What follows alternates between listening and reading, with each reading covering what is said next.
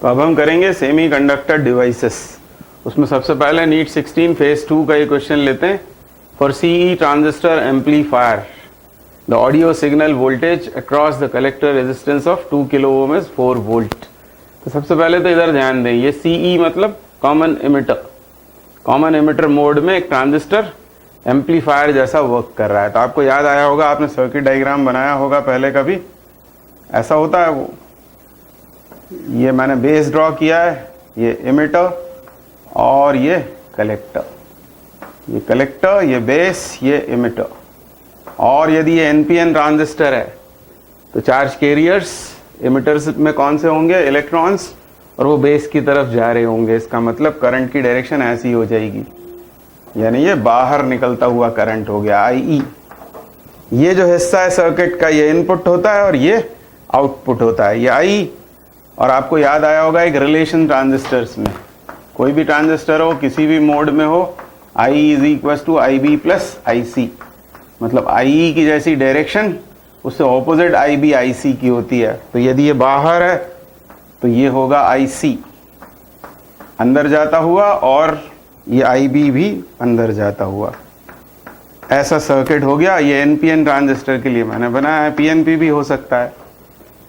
क्या कह रहे हैं आगे? The audio signal voltage across the collector resistance of 2 kilo ओम। ये आउटपुट में जो रेजिस्टेंस है, आर आउट की बात हो रही है। आउटपुट में रेजिस्टेंस दे रखा है 2 किलो ओम, एंड वोल्टेज मतलब वी आउट दे रखा है, वो कितना है? 4 वोल्ट।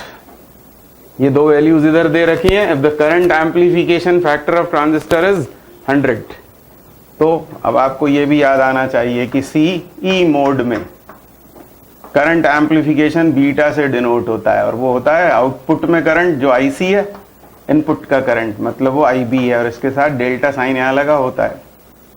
ये भी आपको याद आ जाएगा। अब करना क्या है? Current amplification factor is 100 and the base resistance is 1 kilo ohm. मतलब इधर रेजिस्टेंस आर इन कह सकते हैं इसे। आर इन कितना है? तो वो है 1 किलो ओम के बराबर। And the input signal voltage is, मतलब यहाँ पर इनपुट वोल्टेज हमको फाइंड आउट करना है। मतलब ऐसा सब आपको करना नहीं पड़ेगा, सिर्फ इतना याद आ जाना चाहिए कि कॉमन एमिटर है, मतलब आउटपुट में आईसी, इनपुट में आईबी। इधर रेजिस्टेंस, इधर वोल्टेज, ये आउटपुट वोल्टेज और आउटपुट रेजिस्टेंस, इधर इनपुट रेजिस्टेंस, इनपुट वोल्टेज, ये हो गया। बाकी काम ओम्स लॉ कर देगा। अब हमको चाहिए ये वी इन, तो V is equal to V in मतलब इनपुट बराबर क्या होगा? तो ओम्स लॉ से V is equal to I R, मतलब आई बी चाहिए और आर इन तो हमको पता ही है। इन दोनों का प्रोडक्ट करेंगे तो हमको इनपुट वोल्टेज मिल जाएगा। तो आई बी कहाँ से लाएं? आई बी के लिए ही आपको ये दे रखा है करंट एम्पलीफिकेशन 100। ये 100 मालूम है, आईसी पता है आपको। आईसी कैसे मालूम है? तो इन दोनों का प्रोडक्ट नहीं, IC is equal to V by R, मतलब 4/2 किलो ओम। किलो मतलब 10⁻3, यानी हो गया 2 × 10⁻⁻3। ये क्या आया? एम्पियर में आईसी की वैल्यू आ गई। यहाँ आईसी पुट कर देंगे, 2 × 10⁻³ ampere upon delta I B या आई बी। तो आई बी बराबर कितना आ गया? आई बी इज इक्वल टू हो जाएगा 2 × 10⁻³ अपॉन 100। ये एम्पियर में आई बी आ गया। एक बार आई बी आ गया तो आई बी इंटू आर इन करना है, बस आपको आंसर मिल जाएगा। मतलब इनपुट वोल्टेज कितना? तो इनपुट वोल्टेज, इनपुट का करंट मतलब आई बी, वो ये आपने फाइंड आउट कर रखा है। ये इनपुट का करंट इनटू इनपुट का वोल्टेज, इनपुट का वोल्टेज नहीं रेजिस्टेंस 1 किलो ओम, और 1 किलो ओम मतलब 10⁻³ ओम। तो ये जीरोस दो कैंसिल होके 10 बचता है। तो ये कितना बन गया? 2 × 10⁻⁻2 या 20 लिख देते हैं। 20 × 10⁻⁻3 ये क्या आया है? ये आएगा वोल्ट के बराबर, और इसका मतलब हुआ कि ये 20 मिली वोल्ट है। आंसर आपका ये हो गया। यानी इस तरह के सवालों में बिल्कुल घबराना नहीं चाहिए। ओम्स लॉ ही लगा रहे होते हैं हम, और कुछ भी नहीं। और हमारे सिलेबस में भी सी टाइप का ही ट्रांजिस्टर है, इसी मोड में हम काम करते हैं, तो हमेशा इसी तरह का सवाल फ्रेम होगा। और ऐसा ही बिल्कुल एक प्रॉब्लम 2016 में ही फेज 1 में भी आया हुआ है। एक प्रॉब्लम इसकी रहती है ट्रांजिस्टर की और एक रहती है लॉजिक गेट की, और लॉजिक गेट को भी हम लॉजिक से सॉल्व करेंगे। बुलियन अलजेब्रा सीखने का अभी टाइम नहीं है, ट्रुथ टेबल के भरोसे हम आसानी से उनको सॉल्व कर सकते हैं। तो अब हम करने जा रहे हैं लॉजिक गेट का सवाल जो 2016 फेज 2 में आया हुआ है। तो ये 16 फेज 2 का सवाल लॉजिक गेट्स पर। What is the output Y, ये पूछा हुआ है हमसे। Output Y in the following circuit when all the three inputs A, B and C are first 0 and then 1, ये आउटपुट्स लिखे हुए हैं यहाँ पर। जब तीनों जब 0 हो या तीनों जब 1 हो, तो हमको पहचानना पड़ता है कि इसमें ये सिंबल क्या बता रहा है। तो आपको याद आया होगा ये एंड गेट है। एंड गेट का सिंबल कैसे याद लाएंगे, तो डी जैसा होता है, बस दो ये इनपुट्स उसके, ये आउटपुट, और इसकी बुलियन इक्वेशन इस तरह की होती है। ये लॉजिकल मल्टीप्लिकेशन होता है। और आपको इसकी ट्रुथ टेबल भी याद होगी, ट्रुथ टेबल से ही हमें इसे सॉल्व करना चाहिए। इसका मतलब यह है कि ये 0 होने पर आउटपुट में क्या आएगा, एंड है, मतलब दोनों का 0 होना जरूरी है यहाँ 0 आने के लिए, दोनों का 1 होना जरूरी है बाहर 1 मिलने के लिए, ये एंड गेट होता है। और इसकी बुलियन इक्वेशन ए और ऐसा डॉट साइन लगा देते हैं तो हम, और इसको पहचाने ये क्या है, तो इसके ऊपर ऐसा यदि एक सर्कल बना हुआ होता है कॉर्नर पर तो ये हो जाता है, ये कैसा, ये कौन सा गेट है, एंड गेट, तो ये नैंड गेट हो जाता है। बस एक नॉट गेट और जोड़ दिया जाता है इसके साथ में। ऐसा यदि वो एंड गेट है तो उसके साथ एक नॉट गेट जोड़ देते हैं तो वो बन जाता है नैंड गेट। और इसकी बुलियन इक्वेशन इस तरह की हो जाती है, नेगेशन या not A and B equals to Y, output में वाई यदि आ रहा है तो दोनों ये आपने पहचान लिए हैं। अब सीधे हम क्या करेंगे, ट्रुथ टेबल के हेल्प से इसको सॉल्व कर लेंगे। इनपुट मान लो पहले है 0, 0 और 0, तीनों 0 है। तो एंड गेट की क्या प्रॉपर्टी है, 0 0 है तो यहाँ मिलेगा हमको 0, और ये तो 0 है ही, और 0 0 यदि एंड गेट से के इनपुट्स होंगे तो आउटपुट में क्या आएगा, 0, पर यहाँ पर ये नेगेशन है तो यहाँ पर हमको 1 मिलेगा, मतलब 0 के करस्पॉन्डिंग आउटपुट में 1 मिल रहा है। और यदि हम यहाँ पर 1 1 1 कर दें मान लो, तो क्या होगा, 1 1 से यहाँ क्या मिलेगा हमको 1, और ये भी 1 है, और 1 1 तो 1 आएगा, और 1 का ऑपोजिट क्या होगा, 0, यानी आउटपुट में 0 आएगा। मतलब जब ये इनपुट में तीनों 0s हैं तो 1 मिलता है, और तीनों 1 है तो 0 मिलता है। यानी ओवरऑल इसने नॉट गेट जैसा वर्क किया है। ये भली आपने एक एंड गेट और एक नैंड गेट लगा रखा है, पर फाइनली वो किसका काम कर रहा है, नॉट गेट का। तो इसमें से आंसर कौन सा होगा, पहले क्या बोला है, फर्स्ट 0 देन 1, तो 0s के होने पर 1 और 1 के होने पर 0, यानी इसका ऑप्शन सी करेक्ट हो जाएगा। तो इस तरह से बुलियन इक्वेशंस नहीं, ट्रुथ टेबल से हमको सॉल्व कर लेना चाहिए, बड़ी आसानी होती है। आगे बढ़ते हैं। अब ये नीट 16 फेज 1 का क्वेश्चन, ये बिल्कुल उसी तरह का क्वेश्चन है जैसा कि हमने फेज 2 में आया हुआ किया था इसके पहले। NPN transistor is connected in common emitter configuration in a given amplifier. Common emitter configuration ही हमारे सिलेबस में है। कॉमन एमिटर कॉन्फ़िगरेशन में NPN ट्रांजिस्टर है। तो जैसा हमने पहले कहा था, ये इनपुट और ये आउटपुट। आउटपुट मतलब कलेक्टर, इनपुट मतलब बेस, और ये वो एमिटर होता है। बस ऐसा बना लेंगे। अब क्या कह रहे हैं, load resistance of 800 ohm is connected in the collector circuit. मतलब ये आउटपुट का रेजिस्टेंस पता हो गया। R out is given to be 800 ohm. Load का मतलब ही output. Collector circuit and voltage drop across it is 0.8 volt. मतलब ये वी आउटपुट दे रखा है हमको, कितना, 0.8 वोल्ट के बराबर। If the current amplification factor is 0.96, तो आपको याद आया होगा beta is equal to IC, output का करंट अपॉन इनपुट IB। ये दे रखा है हमें 0.96 के बराबर बीटा।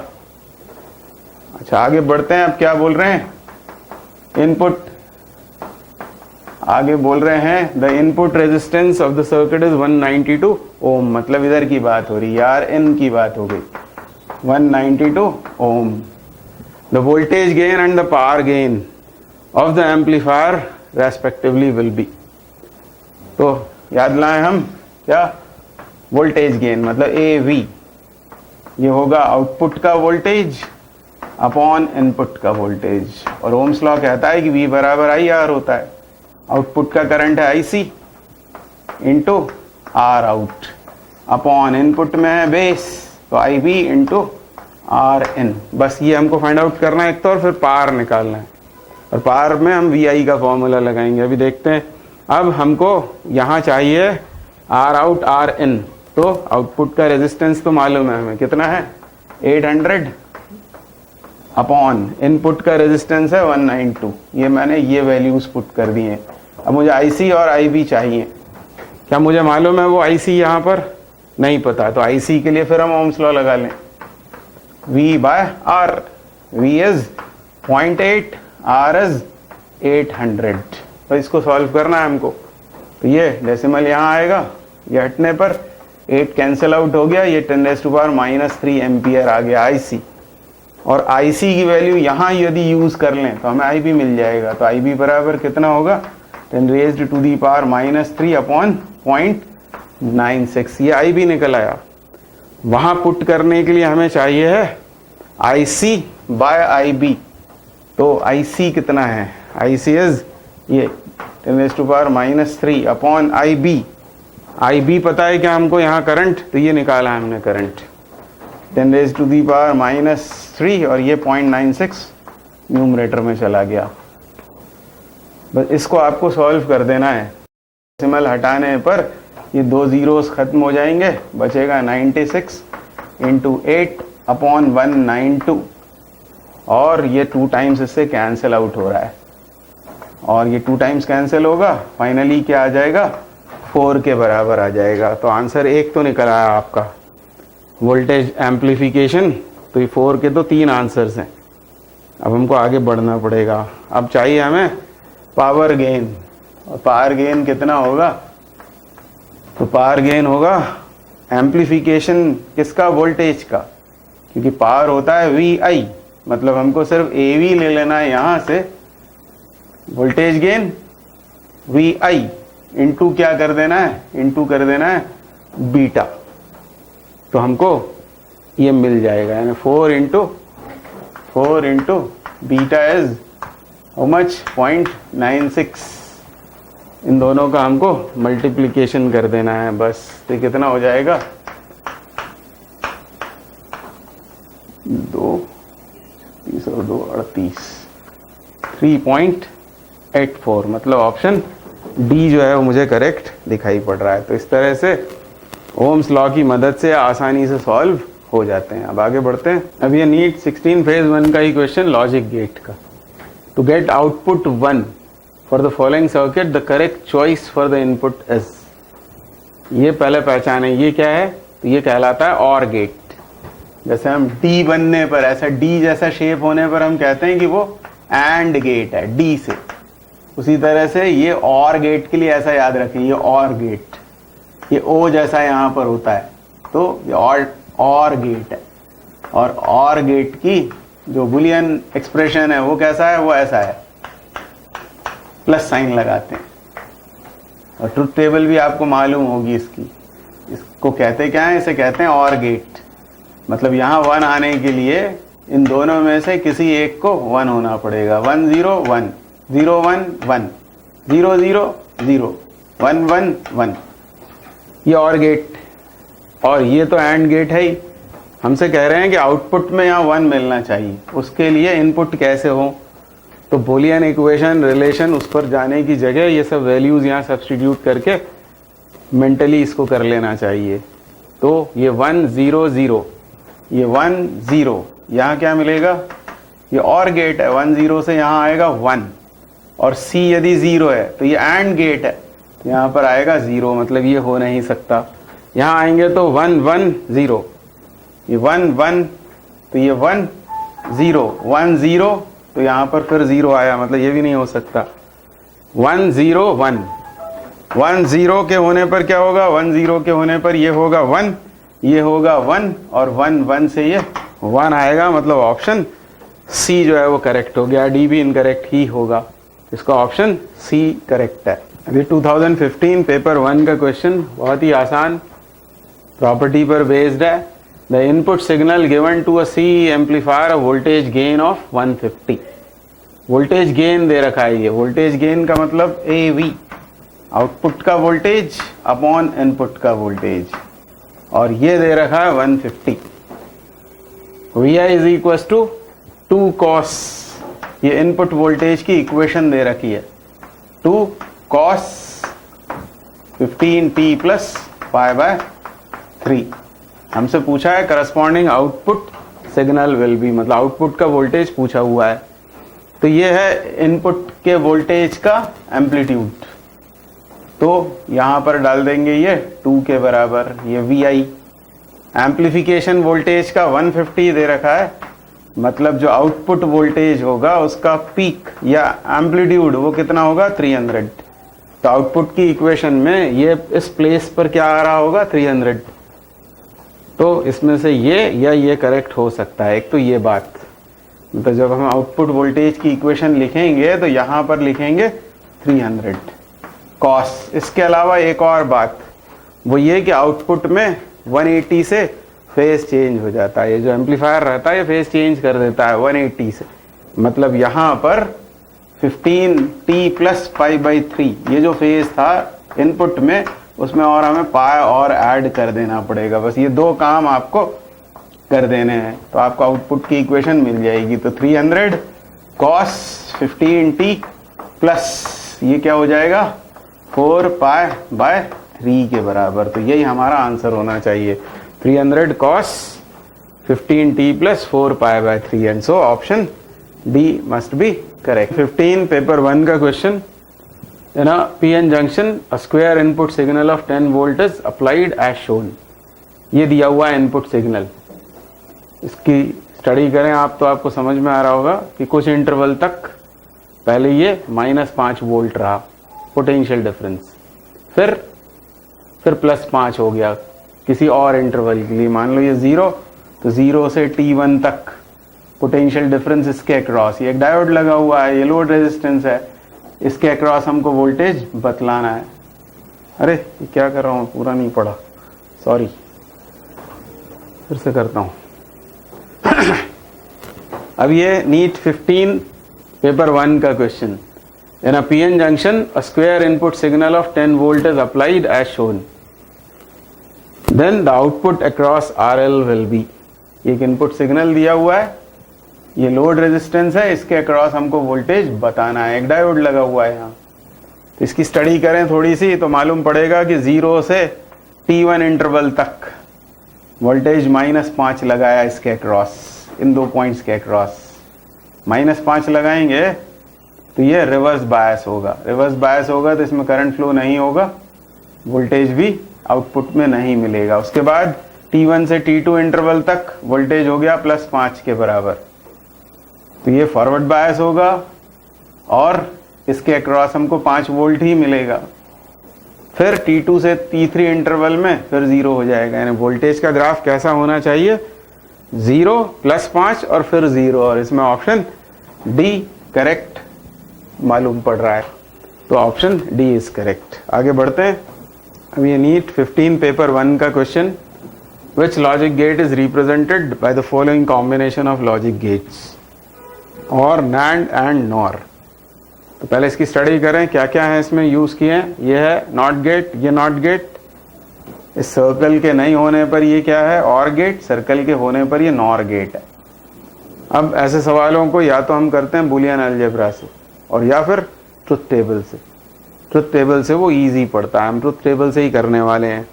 मान लो यहाँ इनपुट में हमने डाला है 0 और इसमें भी 0, ये पहला केस 0 0, ये नॉट गेट है, यहाँ क्या मिलेगा 1, इससे यहाँ क्या मिलेगा आउटपुट में 1, जो इसके इनपुट हो जाएंगे 1 1, और गेट के होने पर 1 और 1 क्या मिलेगा 1, ये नॉर है इसलिए फाइनली हमें मिला 0, यानी ये 2 इनपुट्स कॉम्बिनेशन के लिए, और ये आउटपुट, यानी पहली बात ये हो गई, इनपुट में 0 0 डालने पर आउटपुट में हमको 0 मिल रहा है, y a b, ये y 0 0 0। अब 1 1 के लिए वर्क करते हैं। मान लो यहाँ इनपुट में डाला है हमने 1, इसके भी इनपुट में 1, 1 के करस्पॉन्डिंग यहाँ क्या आएगा 0, यहाँ 0 0 0 0 और 0 0, और ये 9 आ रहा है इसलिए 1, यानी 1 1 1 1 1 आ रहा है। तो एंड गेट जैसा है, एंड गेट है ये कॉम्बिनेशन। एक बार और काम करते हैं, अब हम लेते हैं 0 और 1, तब देखते हैं क्या होता है। तो इसके इनपुट में मान लो हमने दिया 0 और इसमें 1, तो यहाँ क्या आएगा 1, यहाँ आएगा 0। अब इसके इनपुट में है 1 और 0, 1 और 0, तो क्या आएगा 1, पर वो 9 आ रहा है इसलिए 0, यानी 1 0 और 1 के करस्पॉन्डिंग 0 आ रहा है। एक बार और करेंगे तो 1 0 के करस्पॉन्डिंग भी 0 आएगा। तो कंफर्म हो गया कि एंड गेट है। सिंबॉलिकली पूछा होता तो हम इसको टिक करते, हमसे थ्योरेटिकली पूछा हुआ है, and so the answer is C. अब ये करेंगे AIPMT 2014 का क्वेश्चन। The given graph represents VI characteristics for semiconductor device, which of the following statements is correct. एक VI कैरेक्टरिस्टिक्स दिया हुआ है और डिवाइसेस कौन कौन सी हैं। तो ऑप्शन ए और बी में बात हुई है सोलार सेल की, और सी में फोटोडायोड, डी में LED। किस किस की बात हो रही है, पहले सोलार सेल ए और बी में, फिर उसके बाद बात कर रहे हैं फोटोडायोड की, और फिर बात की हुई है LED की। अब आपको पता होगा ये तीनों ही PN जंक्शन डायोड्स ही होते हैं।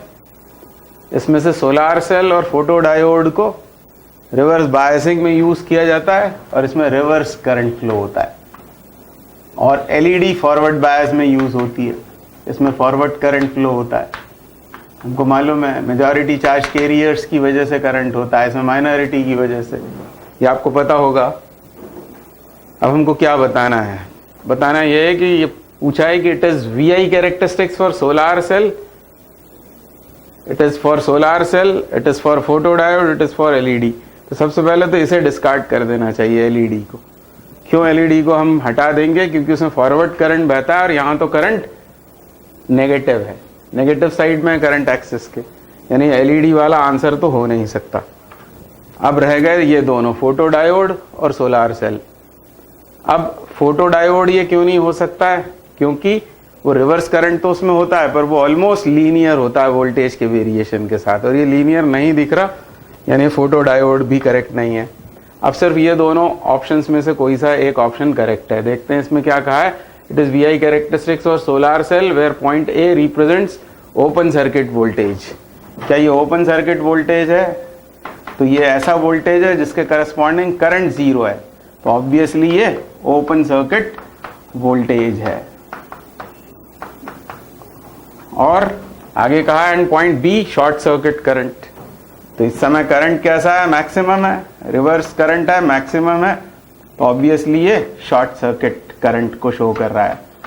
तो ये दोनों ही बातें सही हैं, यानी सोलार सेल के लिए ही VI कैरेक्टरिस्टिक्स है, जिसमें A रिप्रेजेंट कर रहा है open circuit voltage, B short circuit, यानी ऑप्शन A करेक्ट हो गया। जबकि इसमें सेकंड ऑप्शन में ये कहा हुआ है कि A और B open circuit voltage and current, मतलब दोनों बार वो open circuit voltage, open circuit current नहीं है, तो ये ऑप्शन इसलिए गलत है, ऑप्शन ए इसका करेक्ट है। तो आपको इन सोलार सेल, फोटोडायोड और LED के प्रॉपर्टीज को अच्छे से एक बार पढ़ लेना चाहिए। आगे बढ़ते हैं। अब ये 2014 में ही पूछा हुआ है थ्योरेटिकल क्वेश्चन, बहुत ही आसान, PN जंक्शन डायोड के बेसिक्स पर है। The barrier potential of a PN junction depends on type of semiconductor material, amount of doping, temperature. Which of the following is correct? तो आपने पढ़ा होगा कि टाइप ऑफ सेमीकंडक्टर मटेरियल, यानी वो सिलिकॉन है या वो जर्मेनियम है, किस मटेरियल का जंक्शन डायोड बनाया है उस पर पोटेंशियल बैरियर डिपेंड करता है, यानी बात सही है। अमाउंट ऑफ डोपिंग, ये तो ऑब्वियसली सही है। टेम्परेचर बढ़ाने पर मोबिलिटी बढ़ती है, ये बात भी सही है। तो ये तीनों ही स्टेटमेंट्स करेक्ट हैं, यानी बैरियर पोटेंशियल तीनों पर डिपेंड करता है, and so option D must be correct. अब ये करते हैं AIPMT 2013 का ये क्वेश्चन, न्यूमेरिकल प्रॉब्लम है ट्रांजिस्टर पर based. In a common emitter CE amplifier having a voltage gain G, the transistor used has trans conductance 0.03 mho and current gain 25. ये एक statement. If the above transistor is replaced with another one with trans conductance 0.02 mho and current gain 20, the voltage gain will be. तो पहले हम फॉर्मूले revise कर लेते हैं। हमको मालूम है वोल्टेज गेन मतलब output voltage upon input voltage, V out upon V in. और आउटपुट वोल्टेज क्या होगा, क्योंकि ये CE मोड का ट्रांजिस्टर है, ओम्स लॉ लगाएंगे, V equals to IR, I मतलब IC हो जाएगा आउटपुट में, into R out upon IB into R in, input resistance. और IC बाई IB ये क्या होता है, beta current gain into R output upon R input मतलब रेजिस्टेंस गेन। तो voltage gain is equal to, ये आपको याद होगा, voltage gain is equal to current gain into resistance gain. अब इसमें से जो बीटा अपॉन आर इनपुट है, ये न्यूमरेटर में, ये डिनोमिनेटर में, ये कहलाता है ट्रांस कंडक्टेंस, और इसको GM से डिनोट करते हैं, यानी GM into R output is equal to हो गया वोल्टेज गेन। ये फॉर्मूला हम यहाँ यूज करने वाले हैं। अब हम अपने सवाल पर आते हैं। पहले केस में क्या बोला हुआ है हमसे कि वोल्टेज गेन मतलब AV जो है वो कैपिटल G है, ट्रांस कंडक्टेंस मतलब GM गिवन है 0.03 मोह, और करंट गेन मतलब बीटा ये 25 गिवन है।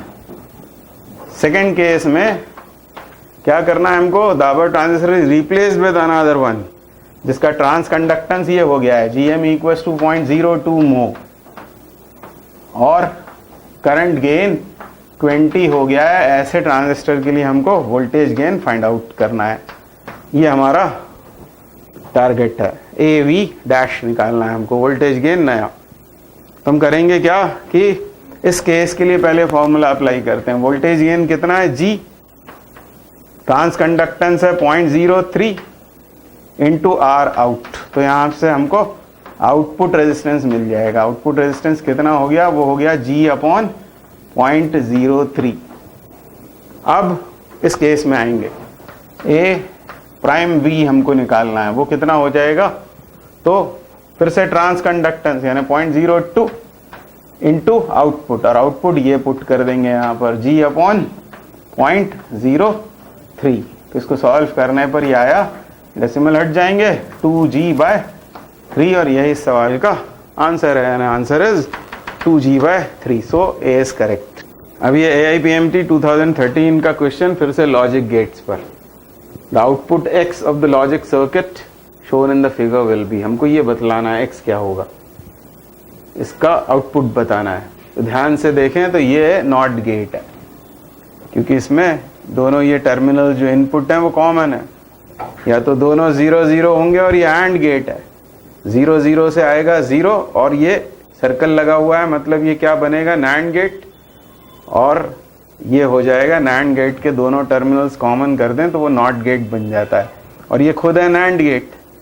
नैंड गेट का मतलब ये होता है, ये एंड गेट नॉट लगा दें तो ये नैंड गेट हुआ, और फिर ये एक बार नॉट है, मतलब ऐसा होगा इसका बूलियन इक्वेशन, और इसका आंसर होता है A एंड B, यानी इसका ऑप्शन C जो है वो करेक्ट हो जाएगा। आप इसको ट्रुथ टेबल से भी कर सकते हैं चाहे तो, अदरवाइज ये यदि आपको समझ में आ गई है बात तो इसका आंसर है A एंड B, यानी ये ऑप्शन इसका करेक्ट है।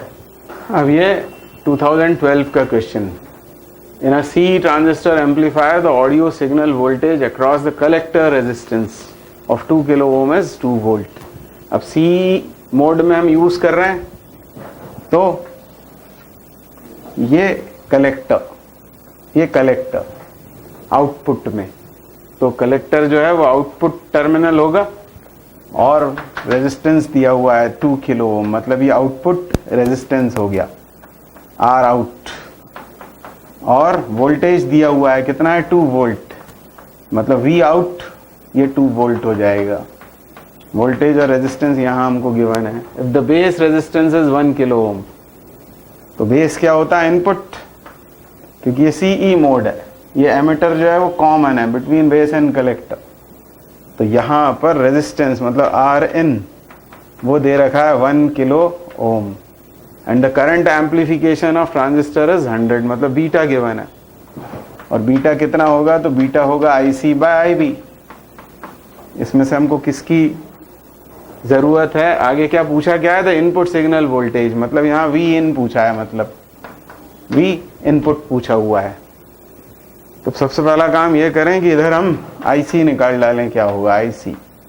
IC होगा वोल्टेज अपॉन रेजिस्टेंस, मतलब 2/2, ये किलो है तो ऐसा हो जाएगा 10⁻³ एम्पियर, ये आ गया IC। और IC आने के बाद ये बीटा 100 गिवन है।